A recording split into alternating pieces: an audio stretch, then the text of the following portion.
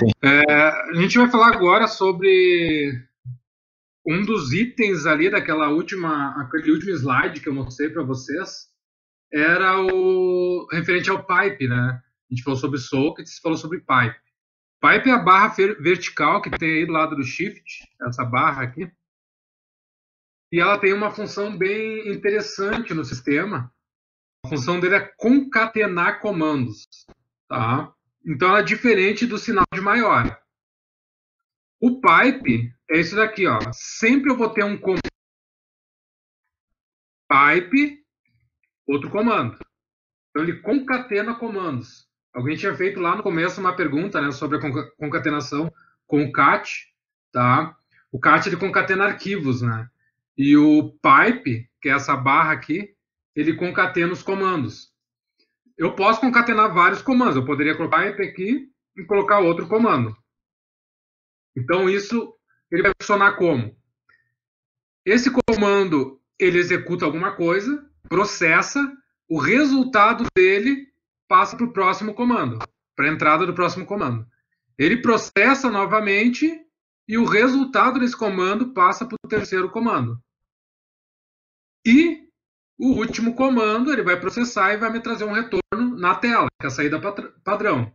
Tá? Então essa é a função do pipe, é concatenar comandos. Por exemplo, eu poderia concatenar filtros, né? Eu poderia ter um arquivo com 10 mil linhas, onde o primeiro filtro ele poderia, por exemplo, filtrar por uma data, aí ele vai me trazer dessas 10 mil linhas, vai me trazer 1000 linhas. Essas 1000 linhas passam para o segundo comando.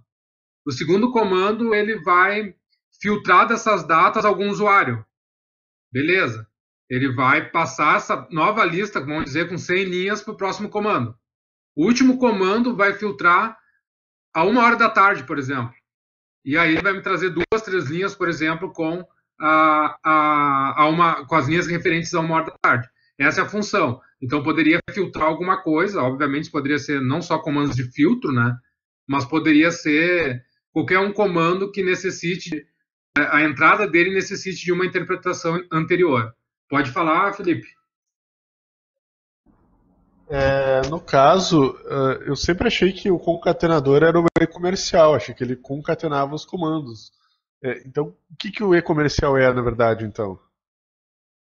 O e-comercial ele vai dizer o seguinte, ó. Deixa eu só.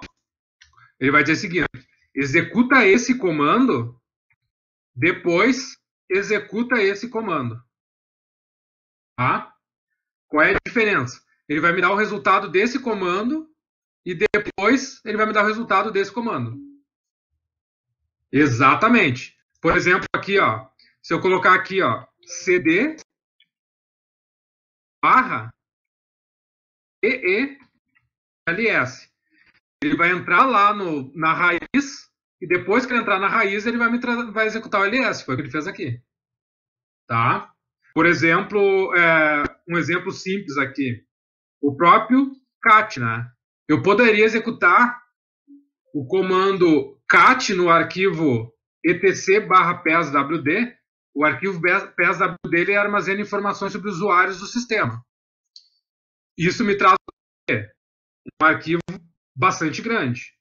Eu poderia fazer o seguinte, não, eu quero filtrar aqui esse resultado aplicando um filtro com o comando grep pela palavra root.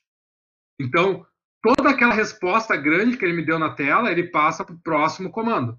E esse próximo comando filtra o que eu quero e vai me trazer só a resposta que eu quero. Tá? Então, é diferente o e-comercial, né? Os dois e-comercial, porque um e-comercial é a função. Um e-comercial, ele joga algo para segundo plano. Tá? Seria para background do sistema. Um e-comercial. Isso daqui. Por exemplo, se eu executar aqui o Vim com o e-comercial, ele vai abrir o Vim, né, em segundo plano. Ó, ele está lá, executou o processo e o processo em segundo plano. Então, isso é um pouquinho diferente. Agora, quando eu executo com dois e-comercial, significa que eu quero executar um comando e depois do resultado desse, executa-se o outro. O pipe, eu tenho um comando, pipe, comando. Isso aqui ficou bem claro. O sinal de maior, eu vou ter aqui o comando um sinal de maior, e do outro lado eu vou ter um arquivo ou um dispositivo. Tá? Entenderam? Comando, pipe, comando. Comando, sinal de maior, arquivo ou dispositivo. Ou seja, o resultado do comando eu posso encaminhar para dentro de um arquivo ou de um dispositivo. Por exemplo, o mesmo exemplo ali, ó, cat /etc PESWD. Se eu não quero que essa resposta do comando venha na tela para mim, eu posso direcionar para um arquivo. Por exemplo, colocar aqui arquivo.txt. Eu só vou voltar aqui para não poluir aqui a minha raiz do sistema. Deixa eu só voltar para a minha home, tá? E aí eu vou executar o comando aqui. Isso, subscreve se ele tiver algum conteúdo, tá? Isso daqui, ó. Aonde que está a resposta do comando? Agora está dentro desse arquivo. Cat, arquivo, a resposta do comando. Foi isso que eu fiz. E aí o Felipe falou, subscreve? Sim. Né? Para não subscrever, eu tenho que colocar 2 sinais de maior. Isso quer dizer o quê? Se eu tiver um arquivo que já tem algumas linhas, se eu fizer isso daqui, com um sinal de maior, ele vai subscrever, vai apagar tudo que tem lá dentro e vai escrever um novo conteúdo. Agora eu quero acrescentar. Aqui já tem uma informação e eu quero acrescentar uma nova informação. Eu vou utilizar os 2 sinais de maior. Tá? Então, isso é bem simples de ver. A gente lembrando que o eco escreve, né? Eco, teste, maior. Seria aí uma espécie de concatenação ou cópia. Na verdade, é um comando que na verdade, seria uma espécie de concatenação. Não dá para dizer que não, né? Tá? Mas a diferença é que ele acaba jogando a informação no final do arquivo. Então, ele acaba concatenando, né, o resultado deste comando com o conteúdo que o arquivo já possui. Não deixa de ser uma concatenação. Né? Então, por exemplo, aqui, ó, eu quero escrever a palavra teste dentro do arquivo que eu criei agora. Ó, cat arquivo, ele subscreveu. Agora, ao invés de todo aquele monte de linha, ele só tem teste. Eu quero escrever teste 2 dentro do arquivo. Se eu colocar um Enter, ele limpou e agora eu tenho teste 2 no arquivo. Se eu colocar aqui 2 sinais de maior e colocar aqui um 3 para diferenciar, ó, agora eu tenho 2 e 3 no arquivo. E assim eu posso ir adicionando informação. Car, eco, 4. Estou acrescentando informação dentro do arquivo. Para isso, eu utilizo os 2 sinais de maior. Tá? Beleza. Então, ele poderia ser também, eu direcionar essa informação para um dispositivo. Por exemplo, o quê? Poderia ser poderia ser aqui uma impressora, /dev, sei lá, LP1, essa é a minha impressora. Se eu mandar essa informação para o arquivo que se comunica com a minha impressora, se eu tiver com ele os drivers instalados, tudo certinho, ele vai escrever esse teste 4 lá no papel que vai ser da impressora. Então, por isso que aqui pode ser um dispositivo ou um arquivo. Tá? Eu nunca vou ter um sinal de maior e depois um novo comando aqui. Isso não funciona. Tá? Sempre vou ter ou um arquivo ou um dispositivo. Vocês querem fazer um teste aí, ó? Depois vocês podem fazer isso daqui, ó. Por exemplo, executar um eco, teste. Eu não vou ter como fazer aqui porque a minha tela eu estou via SSH, né? Mas colocar um sinal de maior e colocar um /dev /tty3. Vocês dão esse comando aqui. Depois vocês derem um Ctrl mais Alt mais F3, executar aí Ctrl Alt F3, vocês vão ver que aquele teste está escrito lá no terminal. Se alguém fizer aí, passa o OK. Né? Ou seja, eu mandei escrever isso. Lembra que eu falei que os terminais se comportam como um dispositivo? Beleza, então eu estou mandando escrever teste lá no meu terminal TTY3. Ctrl Alt F3, vai estar escrito lá o meu teste que eu enviei ou qualquer palavra que eu enviei. Tá? Depois, para retornar, né, Ctrl Alt F2. Só para não esquecerem aí. Só aqui. Tá? Tecla Ctrl mais Alt mais F2. Então, eu posso escrever tanto no arquivo quanto no dispositivo. Assim como eu poderia ter, assim, ó, aquele comando que a gente executou ontem ali. Ontem não, desculpem, antes. cat /etc /pswd. E eu filtrei pela palavra, lembrando que o grep ele aplica um filtro, né? Beleza, Felipe? Funcionou, né? É isso aí. Aqui eu estou aplicando um grep e vou filtrar pela palavra root. Ok, isso a gente sabe. Um comando concatenado com outro comando. Mas eu poderia querer que aquilo dali fosse enviado, né, para um arquivo teste.txt. Então, eu concatenei dois comandos, mas enviei o resultado dessa concatenação para dentro do arquivo teste.txt. Cat teste.txt. Aqui, então, o resultado do meu comando. Tranquilo? Até aí? Tá? Dúvida, vão me interrompendo. Não deixem dúvida para depois. Tranquilo. Então, essa é a diferença entre o pipe, que é a barra vertical, né, e o sinal de maior. Um eu vou concatenar comando, o outro eu vou enviar o resultado de um comando para um dispositivo. O comando cd, só para a gente poder entender, ele navega nos diretórios, né? Então, se eu colocar o cd barra, eu vou direto para a raiz do sistema. Se eu executar um ls, eu tenho todas as minhas pastas, né, de sistemas. Algumas não são pastas, né? Se eu colocar um ls -- color aqui, na raiz, tudo que é azul mais escuro é pasta. E azul mais claro são links. Aqui tem alguns links para alguns diretórios, né, que eles não estão exatamente dentro da raiz. Se a gente executar um ls -l para listar detalhadamente os arquivos que contém na raiz, vocês vão ver que esses que são links, eles são tipo link, ele vai ter um L aqui na frente. Então, aqui é o tipo do arquivo. É um diretório. Onde tem L é um link. Onde tem um tracinho, que nem está aqui, ele é um arquivo comum. Pode ser um arquivo de texto, uma imagem, um arquivo compactado. Qualquer arquivo comum, ele vai ter um traço na frente. Diretórios e links, um D ou um L. Depois eu vou ter as permissões de acesso.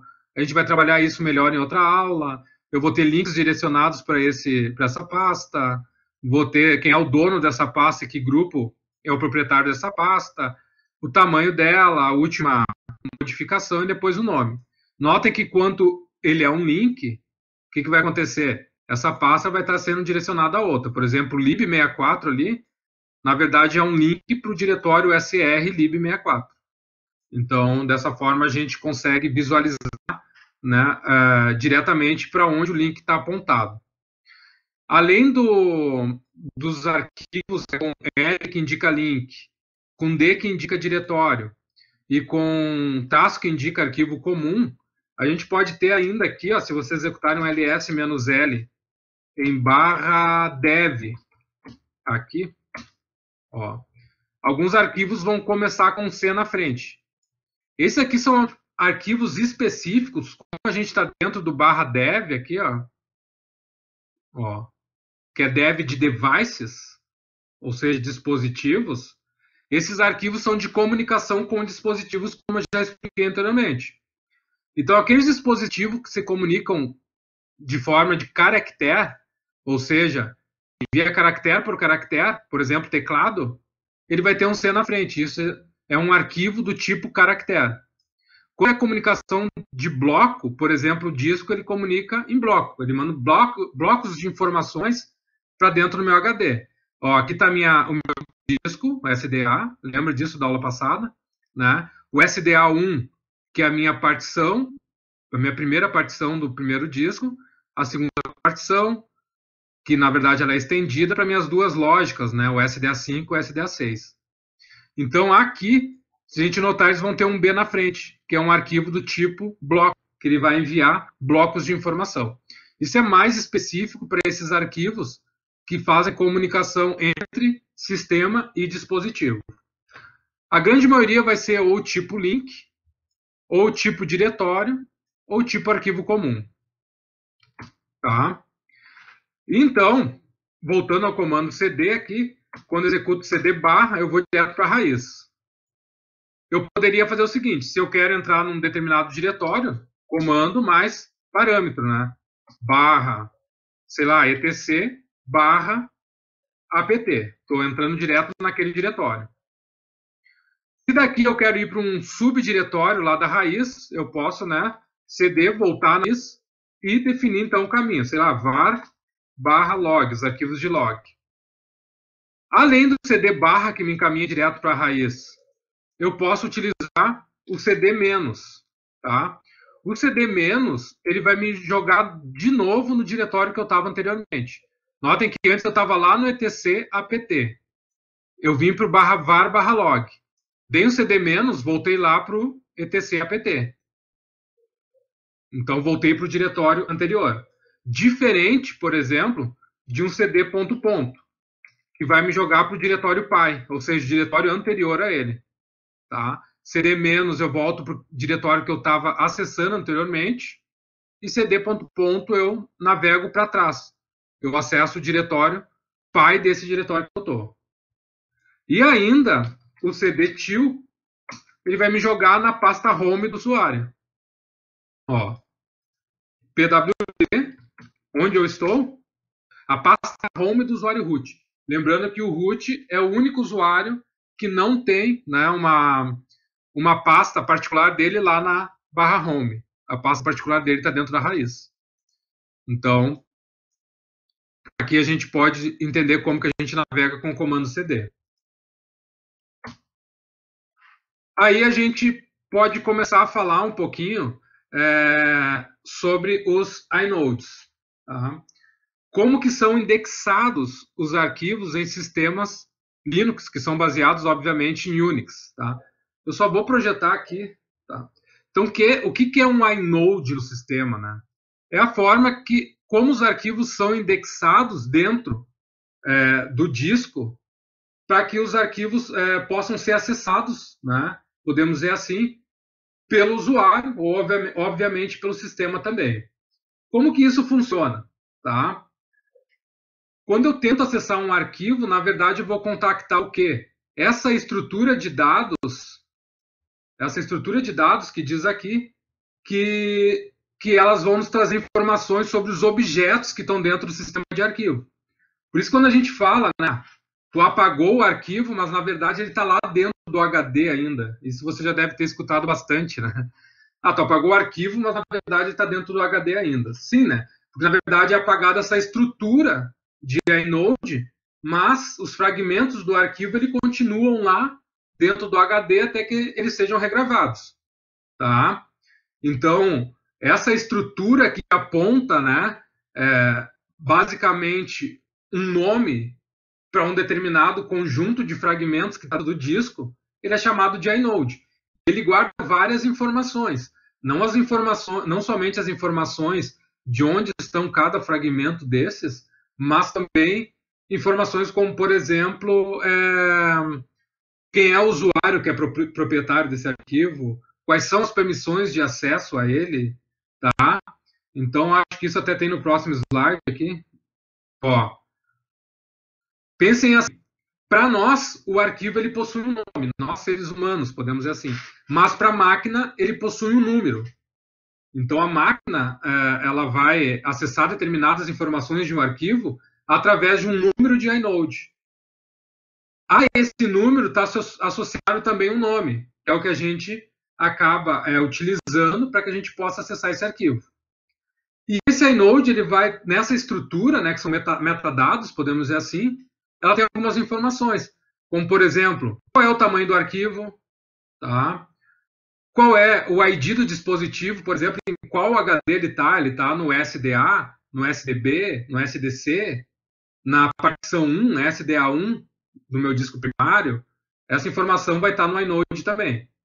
qual é o ID do usuário do arquivo, ou seja, quem é o usuário dono daquele arquivo, qual é o grupo proprietário daquele arquivo, quais as informações e os privilégios de acesso, quem é que pode ler, escrever e executar aquele arquivo, sinalizadores de proteção de arquivo, que são alguns tipos de ACL que a gente pode definir para um determinado arquivo também para questão de segurança. As marcas de tempo, né? Quando que ele foi acessado a última vez, quando que ele foi criado, quando que ele foi modificado. Tudo isso são metadados que ficam nessa estrutura de inodes. Contador para determinar o número de ligações diretas, por exemplo, quantos links tem direcionados a ele. E ainda os ponteiros para blocos de armazenamento do conteúdo do arquivo propriamente dito. Ou seja, os fragmentos que estão lá no disco tem que estar o apontamento dentro da estrutura de inode para ele poder montar essa informação. Por quê? A gente sabe que quando a gente salva um arquivo no HD, ele fragmenta em vários pedacinhos e joga esses pedacinhos lá dentro do disco, né? E o disco é randômico, ele está rodando ali, esses fragmentos são espalhados lá pelo disco. Quem vai montar essa informação para me trazer esse arquivo é essa estrutura de inode. Ela sabe onde é que está cada fragmento daqueles dentro do disco. Não sei se vocês estão conseguindo me entender. Só sinalizem um ok aí para me saber, né? Tá? Então, pode falar, Felipe. No caso, então, o inode ele tem a informação de onde aqueles fragmentos estão no disco, é isso? Também, exatamente essa imagem que eu coloquei agora aqui, acho que vocês estão vendo aí, ela mostra um pouquinho mais detalhada a estrutura de um inode. Então, aqui, ó, eu tenho o nome, que é o que a gente vê, e o número de inode, que é o que o sistema interpreta. Dentro dessa estrutura de inode, dos metadados, eu vou ter informações de quando esse arquivo foi acessado, por exemplo, o tamanho desse arquivo, o ID, que é a informação de quem é o dono, o GID, que é a informação de qual grupo é dono desse arquivo, e tem os blocos, bloco 1, bloco 2, que são apontados para os fragmentos dele que estão lá dentro do disco. Então, aqui vai ter todos os blocos, onde que estão endereçados esses blocos dentro do disco, para quando eu tentar acessar um arquivo, ele montar essa estrutura para mim. Pode ser alguns blocos indiretos também, que é um bloco que são fragmentos de um determinado bloco, fragmentos menores que estão dentro de um bloco. Então, toda a estrutura fragmentada dentro do HD, elas são endereçadas nessa estrutura de inode. Tranquilo? Quando a gente... Não sei se vocês chegaram a criar esses arquivos aqui, mas vocês podem fazer assim, cd til para entrar na pasta home do usuário. E se vocês não têm esses arquivos que eu criei agora, vocês podem criar um arquivo assim, ó, com o comando toad. O comando toad, a gente vai trabalhar ele melhor na próxima aula, mas ele é um arquivo que é um comando que, além de a gente poder criar arquivos com esse comando, a gente pode mudar os atributos de um arquivo. Por exemplo, a data que ele foi modificado, a data que ele foi criada. Então, esse comando aqui, ele muda atributos de um arquivo. E eu poderia colocar aqui, por exemplo, test2.txt. Eu quero criar esse arquivo. ls, está ali o arquivo que eu acabei de criar. Quando eu dou o comando ls com a opção "-i", assim, ele me mostra o nome do arquivo e o número de inode. Observaram aí? Ó. Então, para mim, é o arquivo test.txt. Para o sistema, ele está indexado com o número de 258081. Tá? A partir disso, eu posso ler alguma informação, né, do inode desse arquivo com o comando stat, assim, stat test.txt. Ó, ele vai me trazer informações do inode desse arquivo. Então, se você executar o comando aí, stat, o nome do arquivo, obter as informações de metadados lá do inode.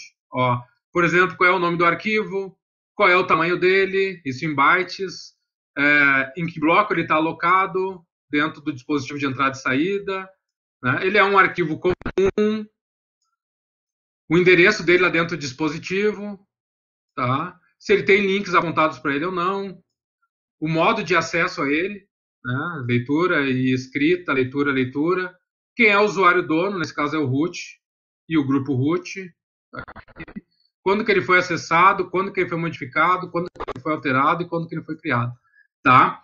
Então, com o comando stat eu consigo ler essas informações do inode. E existe uma tabela de alocação de inode. Olha só, não sei se já aconteceu com vocês, não sei se alguém dá suporte para Linux ou usa o Linux, alguma vez pode ter acontecido o seguinte: eu tenho um disco, o meu disco ele tem espaço suficiente para eu gravar arquivos, mas ele diz que não tem espaço. É meio doido isso, né?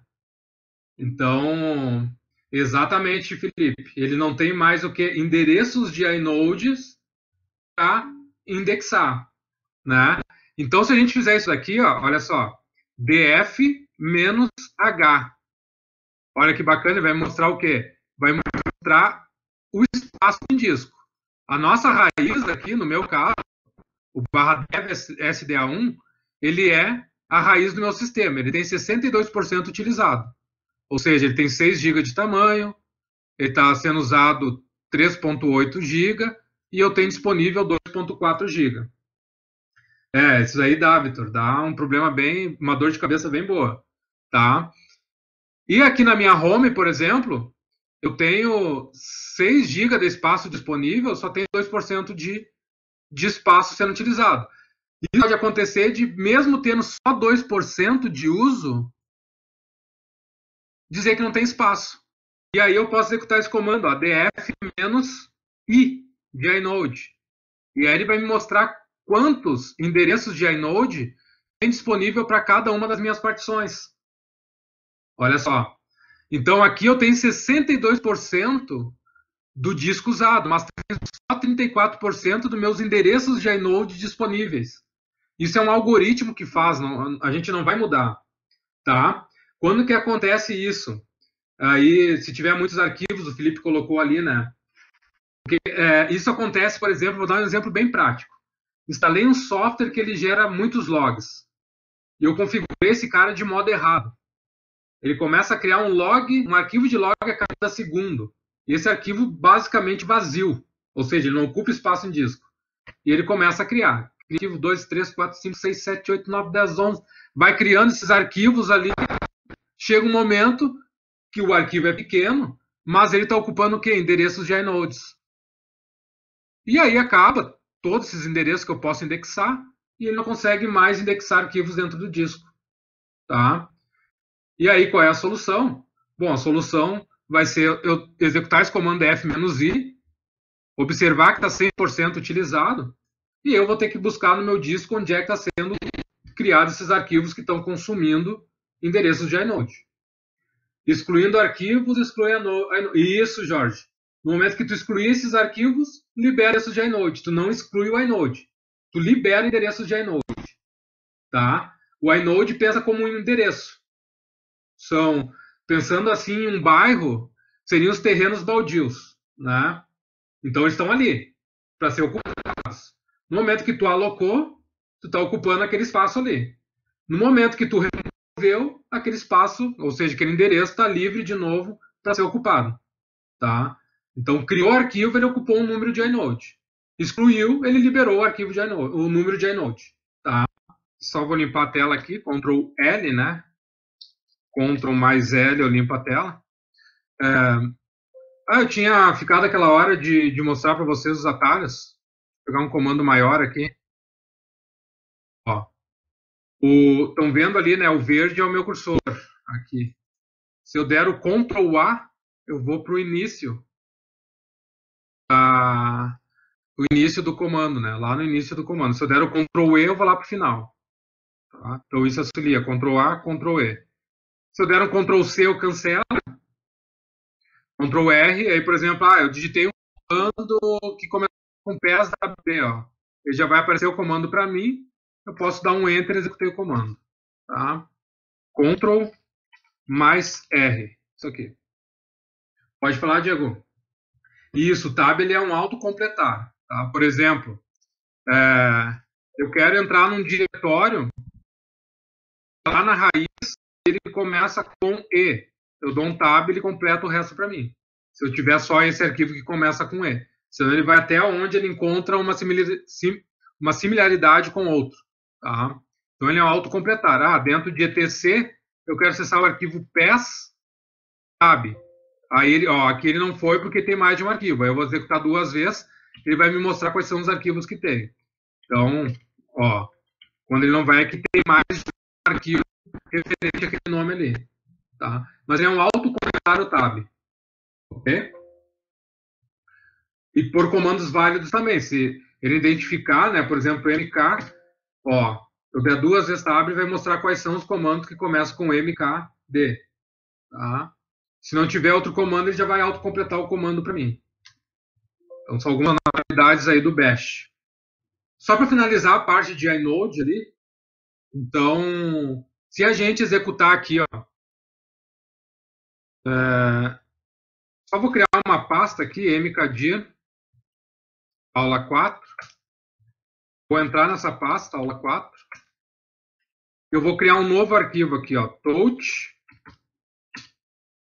O nome desse arquivo vai ser teste.txt.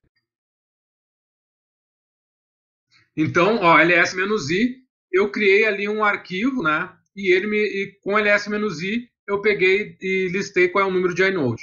Beleza. Eu sei que esse arquivo, no meu sistema aqui, o inode dele é 166.972. E aí a gente pode saber a diferença de um link físico e de um link simbólico, tá? O link físico, na verdade, um inode pode estar, um nome pode estar direcionado a um determinado inode.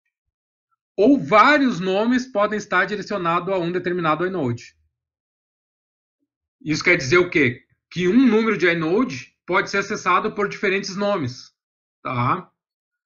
Quando eu falo em link simbólico, eu tenho um atalho apenas para aquele arquivo, e esse atalho vai se comportar como um arquivo.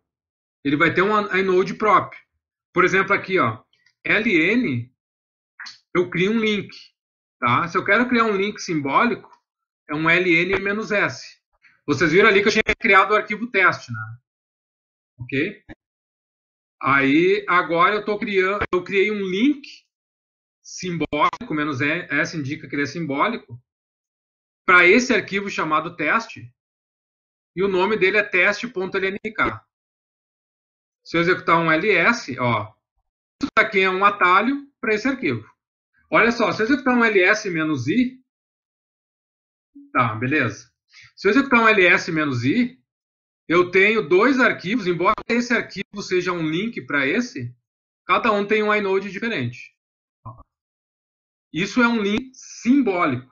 Quando a gente fala em link físico, eu vou fazer o mesmo comando aqui, só que eu vou tirar o "-s". Isso é um link físico, sem opção "-s", e só vou colocar aqui no final ponto "fis", de físico, só para diferenciar. Tá? Executar o Enter. ls-i. O link físico, que é esse aqui, ele tem o mesmo inode do meu arquivo original. Ou seja, um arquivo ele pode ter vários nomes, né? Um inode ele pode ter vários nomes apontados para ele, desde que seja dentro da mesma partição. Obviamente, se ele tiver em outra partição, isso não vai funcionar. Tá? Isso quer dizer o quê? Quer dizer que eu posso ter mais de um nome para o mesmo inode. Eu vou estar acessando o mesmo arquivo. Então, se eu colocar aqui, vou escrever alguma coisa, echo, olá, escrever isso dentro do arquivo, o original nosso ali, que era o teste.txt. Ok. ls, colocar aqui um cat no atalho, que é teste.lnk, tá lá o olá, mesmo apontando para o link. Por ele ser um link simbólico, no momento que eu excluir, olha só, ls-l, ele me mostra o link simbólico como um link que está apontado para o teste.txt. Que no momento que eu deleto o meu link, o meu arquivo original, olha só, rm teste.txt. Eu peguei e excluí o meu original. O que acontece? Aquele que era link simbólico, ele quebra.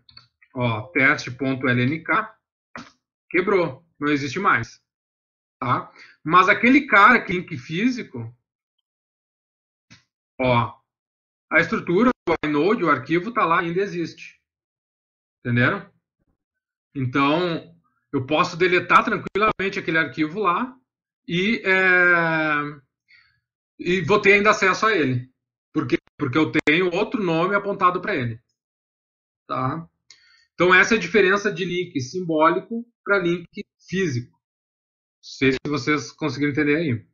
Então, essa parte aí de inode é isso. Entendam o inode como uma estrutura, né, que tem metadados, que nada mais são do que informações sobre os arquivos. Inclusive, as pastas são arquivos. Né? Se eu colocar aqui no stat, que é o comando que a gente viu ali, e executar esse comando stat numa pasta, por exemplo, a barra home, ó, ele vai trazer informações de inode da barra home. A única diferença que ele vai trazer aqui é que o tipo dela é um diretório. O próprio comando file, ele nos ajuda a descobrir o tipo de arquivo. Por exemplo, se eu colocar file barra home, ó, ele vai me dizer que home é um directory, é um diretório. Colocar file barra etc barra passwd, ó, é um arquivo de texto tipo ASCII2. Esse comando ajuda bastante porque os arquivos no Linux, não sei se vocês já perceberam, eles não precisam ter extensão, né? Então aquele ponto alguma coisa, ponto não sei o que lá, não precisa ter. E às vezes a gente não consegue identificar que tipo de arquivo é aquele. Ah, é uma pasta? Ah, é um arquivo? Se é um arquivo, ele é de texto? É um binário? Né? A gente fica com essa dúvida. Então, esse comando file ajuda nós a identificar que tipo de arquivo ele é. E, além disso, o stat, a gente pode ver informações mais detalhadas sobre o inode desse arquivo. Dois comandos úteis para o dia a dia aí, para quem trabalha com Linux. Tá? Então, nesses últimos 20 minutos que a gente tem, a gente vai dar uma olhada agora na estrutura de diretórios lá da raiz, para a gente finalizar essa parte de hoje. Então, a gente ia começar a ter o primeiro contato com o terminal, entender um pouco o que é um comando, começar a entender como que é a personalização, os arquivos principais, para a gente poder, então, personalizar o ambiente, o que é uma variável, né, como que a gente vai criar um alias, essas questões mais referente ao ambiente, que obviamente a gente vai estar trabalhando direto depois. Isso é só uma primeira prova, podemos dizer assim, né? Mas depois a gente vai aprofundar mais. E aí a gente começa a usar bastante essa questão de filtro, de redirecionador, na próxima aula, aplicando então, extraindo informações de dentro dos arquivos. Isso aí é bastante interessante. Então, na próxima aula a gente vai começar a fazer isso. Como que a gente vai extrair determinada informação de dentro de um arquivo, e para isso a gente vai utilizar pipe, utilizar redirecionadores. Isso é coisa que a gente vai usar quase que corriqueiramente, aí, principalmente para quem trabalha com Linux ou vai trabalhar, são coisas que vão ter que estar na massa do sangue para a gente enfrentar o dia a dia. Tá? Então, para a gente entrar no último tópico de hoje, que seria a estrutura de diretórios, tá? Então, dentro da estrutura de diretório, a gente tem alguns arquivos aqui que são algumas pastas, né? E cada uma tem uma função. Então, começando aqui pelo bin, embora ele esteja linkado para barra bin, o SR barra bin, né? A função do bin, do SBin, é armazenar executáveis de programas, principalmente comandos. Se vocês derem um ls nesse diretório aí, por exemplo, bin, vocês vão ver que existem vários comandos que vocês executam no dia a dia, né? Por exemplo, aqui, ó, nano, move, né? xz, xzcat, que são comandos que a gente costuma utilizar no dia a dia, os executáveis dele ficam dentro dessa pasta. Tá? Essa pasta bin e sbin. Qual é a diferença do bin para o sbin? Tá? É uma diferença aí bem simples. O bin, usuários comuns. SBin, root. Ou seja, SBIN só comandos que o root pode executar. bin, aqueles comandos que o usuário comum também pode executar. Essa é a diferença. Bem simples. Tá? Então, criei um script e quero que ele seja executável para todos os usuários do sistema. Além de ajustar as permissões dele, eu posso colocar dentro de bin. Ah, mas é um script que é uma rotina que só o root deve executar. Ajusta as permissões e coloca dentro de SBIN. Tá? Lembrando que esses dois diretórios eles estão no path, né? Echo from path, ó, tanto o bin quanto o SBIN. Tá? Então essa é a função desses dois diretórios aí. bin e SBIN. Boot, o nome já diz, né? Arquivos de inicialização do sistema. E aqui tem atalho, tá? Tanto esse init-rd image img, só vou responder a pergunta do Gerson, como faço para ver o inode nesta lista, por curiosidade? De qual lista, Gerson? Não entendi. Eu sei que o seu botou ali é o ls, espaço menos color, que aparece o bin, o boot, o dev. Pode colocar um ls menos i barra. Isso? Ah, beleza. Aí, sempre que tu quiser ver o número de inode, a opção é menos i. Lembrando, né, que as opções elas podem ser em conjunto, né? Aqui eu estou colocando i, mas eu poderia acrescentar o r para detalhar também. Ó. Então teria o número de inode lá no final, o número de arquivo, além de informações desse arquivo. Tá? Então posso acrescentar. O a também é arquivo ocultos. Então eu posso acrescentar, né? E quando eu utilizo um nome, por exemplo, aqui é color, não é uma letra, né? Eu tenho que colocar o menos na frente, 2 vezes, tá?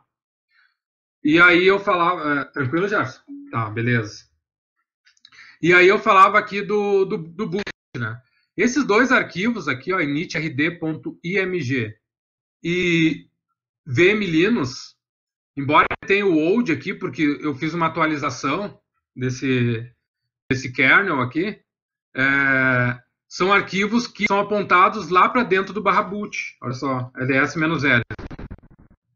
Ó, onde é que estão eles? Ó, estão apontados para um arquivo lá dentro do /boot. Se vocês executarem aí o ls/boot, esses dois arquivos estão aqui, ó, vmlinux e init-rd. O que faz esses arquivos aqui? Tá? vmlinux carrega o kernel, ele é um arquivo compactado.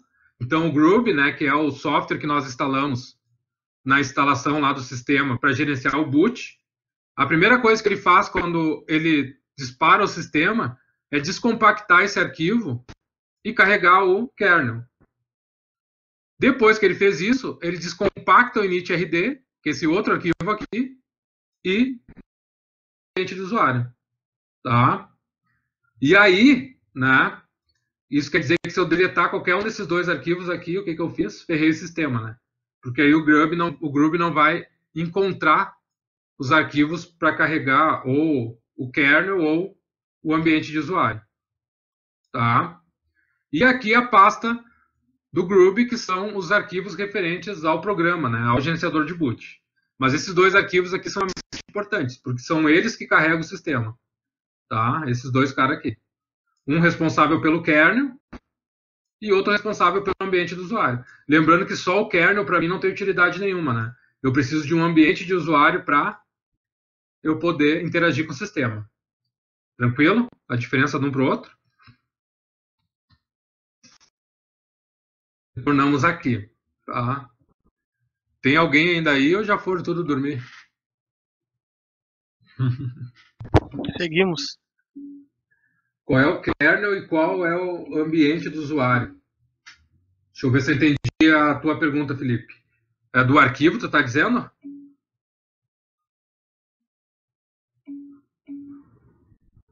vmlinux é do kernel. vmlinux kernel e o init-rd é o do ambiente do usuário. Isso? Quer ver? Beleza, é isso daí. Tá? Sempre carrega primeiro o kernel, isso é óbvio, né? Ele descompacta o arquivo vmlinux e carrega o kernel. Depois que ele carrega o kernel, descompacta o arquivo initRD e carrega o ambiente do usuário. O initRD é o primeiro processo que o sistema carrega. Ó, se vocês executarem aí o comando ps-tree, que é o comando que a gente vai trabalhar lá na frente, mas ele aparece todos os processos em árvore. Olha só. Se vocês pegarem o primeiro processo lá em cima, é o systemd. Lembra que eu falei que os sistemas mais atuais, algumas distribuições já estão usando o systemd, né? O systemd é o init, tá? Então, a partir dele, esse é o ambiente de usuário, a partir dele que todos os outros processos são carregados. Isso quer dizer o quê? Se eu matar esse processo, né, eu estou matando todo o usuário. Entenderam? Tá? Então, depois que ele carrega o kernel, ele carrega esse ambiente de usuário, que é o init. Nesse caso, o nome do programa é systemd, que vai disparar todos os outros processos do ambiente de usuário. Ó, por exemplo, aqui o Gnome, o Shell, né, tudo aquilo que é necessário para o usuário interagir com o sistema. Tá? Acho que aí deu para ver de forma mais ampla, né? Então, o boot, arquivos de boot. O dev, como o próprio nome já diz, devices, né? Devices, dev, são tudo intuitivo. Ó. Boot, arquivos de boot, bin, arquivos binários, dev, arquivos de dispositivos. Tudo que é arquivo que vai linkar o sistema com o dispositivo está lá dentro de /dev. Arquivos que fazem sistemas comunicar com a impressora, dentro de /dev. Arquivos que fazem os sistemas comunicar com HD, dentro de /dev. Arquivos que fazem o sistema se comunicar com a placa de rede, dentro de /dev. Tá? Então, tudo que é referente a dispositivo, comunicação, sistema dispositivo, dentro de /dev. etc, né, a gente já sabe aqui, são a conf de serviços e de programas. Por exemplo, instalei, geralmente que eu instalo por default via apt, ou no caso de outras distribuições como CentOS, que eu instalo via yum, ou seja, a que eu utilizar, geralmente eles vão se instalar, os arquivos de configuração vão ficar dentro de etc. Tá? E de sistema também. Quero configurar a placa de rede dentro de etc. Quero criar um usuário, os arquivos ficam dentro de etc. Senhas dentro de etc. Tá? Hostname da máquina dentro de etc. Então, esses arquivos de configurações aí de serviços e de sistemas vão estar dentro desse diretório. Home, a gente já sabe, né? Home é o usuário. Todos os usuários têm uma pasta aqui na home. Lib refere-se a bibliotecas, né? Então, tenho as bibliotecas de 32 e 4 bits. Tá? Eles estão apontados aqui, ó, ls-l. Aqui, ó. Está apontado também lá para o srlib, é uma padronização dessas últimas versões aí do Debian. Algumas pastas estão centralizando lá dentro do diretório sr, que é o diretório de usuários. Né? São arquivos, basicamente arquivos estáticos de usuários. Então, está havendo uma padronização nesse sentido, mas, né, para a gente não se perder no sistema, tem os links ali para que a gente possa encontrar as pastas. Né? Mas são bibliotecas. Bibliotecas eu já tinha explicado para vocês, né? São partes aí dos sistemas que são utilizados para executar algumas rotinas, né? Então, nem tudo vai estar no kernel, algumas coisas vão estar em biblioteca, assim como nem tudo vai estar no programa, algumas coisas vão estar em bibliotecas. E muitas vezes programas precisam dessas bibliotecas para executar determinadas rotinas. Então, essas bibliotecas vão ficar aqui. Inclusive, módulos de configuração de driver, por exemplo, geralmente eles vão estar aqui dentro, por exemplo, aqui, ó, ls/lib/modules /kernel, a versão do kernel, depois kernel, olha a distância, kernel, depois /net, por exemplo, são módulos, já tendo, tá, Felipe? Net aqui, ó, são alguns módulos que eu posso carregar referente a interfaces de rede. Então, esses módulos podem ser também módulos de comunicação entre sistema e dispositivo, como se fosse o driver, né? que a gente fala no Windows. Pode falar, Felipe. No caso, professor, muitas vezes quando tu vai instalar um programa e tu usa o apt, muitas vezes não dá para instalar porque ele vai puxar as dependências dessas bibliotecas do sistema, correto? Ele vai fazer uma triagem, uma verificação nesse lib e vai verificar se ele pode ou não instalar para poder executar esse arquivo, certo?